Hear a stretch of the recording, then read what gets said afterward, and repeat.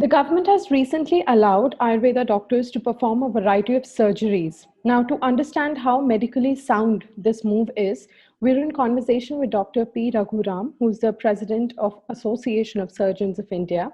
Thank you so much, sir, for taking our time and speaking to me. Thank you. Sir, I'd Pleasure to like be. to begin by asking what is the possible impact of this decision to allow Ayurveda doctors to perform surgeries? Because the Indian Medical Association has said that this decision is likely to produce hybrid doctors and put a lot of lives at risk. What is your view?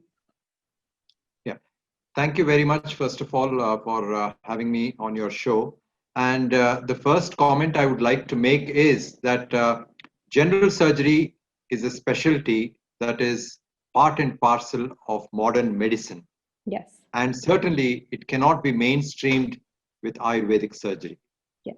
And also, introducing training modules in Ayurvedic's, curriculum leading to MS in Ayurvedic surgery can potentially jeopardize the safety of patients and can even endanger patients' lives.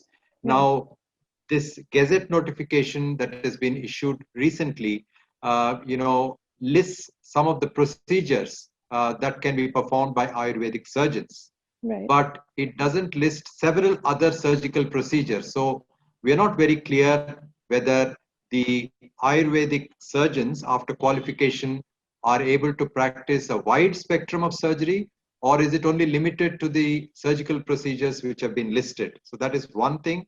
And secondly, the Indian Medical Council Act, the Medical Council of India Act, which has now been taken over and replaced with the National Medical Commission, Yes. the MCI have got code of ethics, and I could not find such code of ethics listed in the Indian Council of Health Act, which oversees Ayurvedic medicine and Ayurvedic surgery.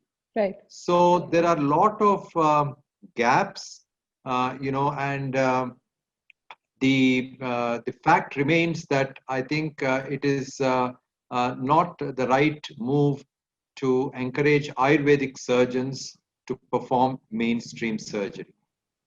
Absolutely, sir. Sir, for the benefit of our viewers, could you explain how exactly is traditional medicine different from modern medicine and whether or not we should be mixing or integrating the two? Integrating modern medicine with traditional medicine is a welcome move because Right. India is unique and there Yes. are several medications in Ayurvedic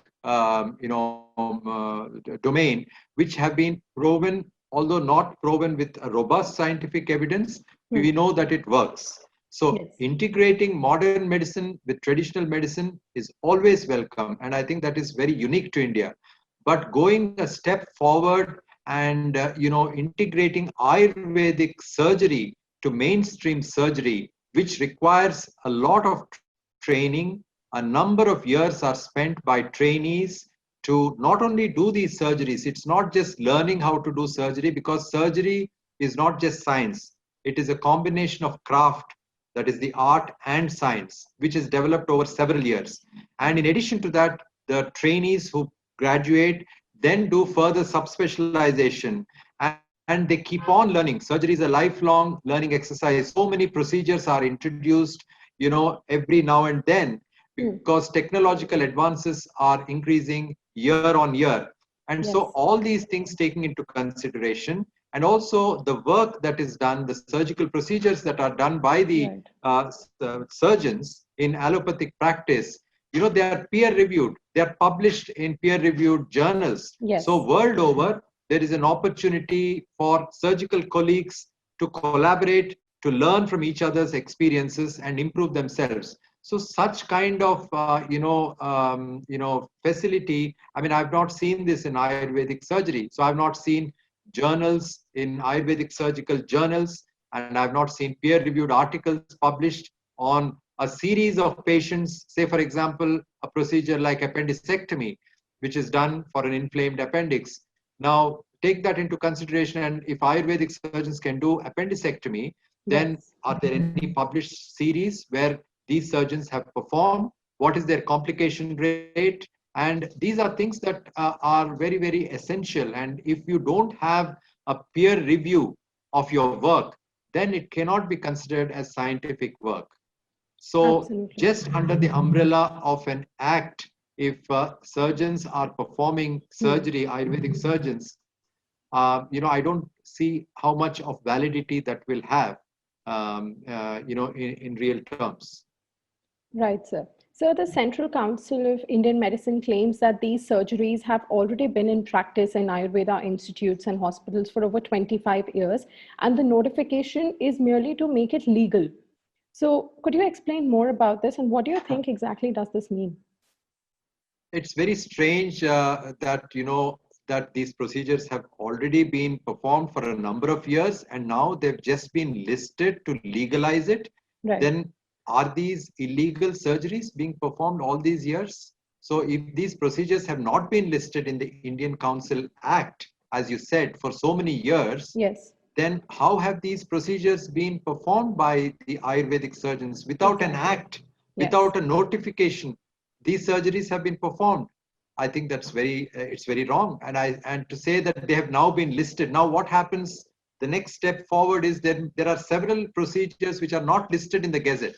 yes, Now, would that also, be an indication that they would do those procedures as well, and later on the Gazette would notify about those additional procedures? There are several yes, procedures which are not listed.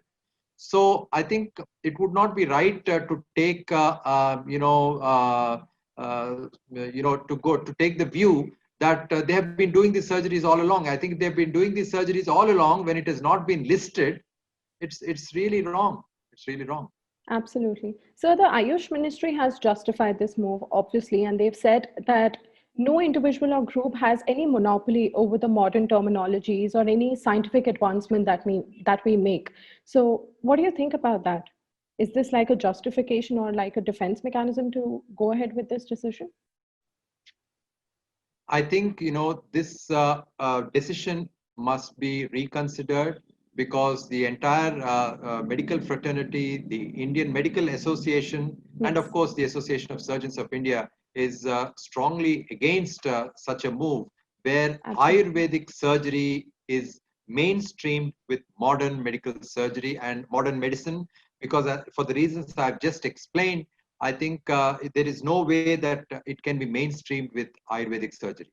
So I think the ministry should certainly reconsider the decision and go into the details and have a committee look into this and take a decision. After taking all the views into consideration, and that would benefit the patients at large. Absolutely. So, I'd also like to understand from your point of view, what do you think are your views on the growing emphasis on traditional medicine, especially in the recent past and under the present Modi government? I think I would very warmly welcome that. And I'm somebody, as somebody seeing cancer patients day in and day out, many times patients come to me and say that they have been using traditional medicine. Yes, So there is also a view that traditional medicine is no good at all, in cancer. I don't agree with that. Traditional medicine has a place in modern medicine, and I think it should be given its due place. And I always encourage patients to use traditional medicine as long as they are taking the allopathic medicine and following the protocols as advised by the multidisciplinary team.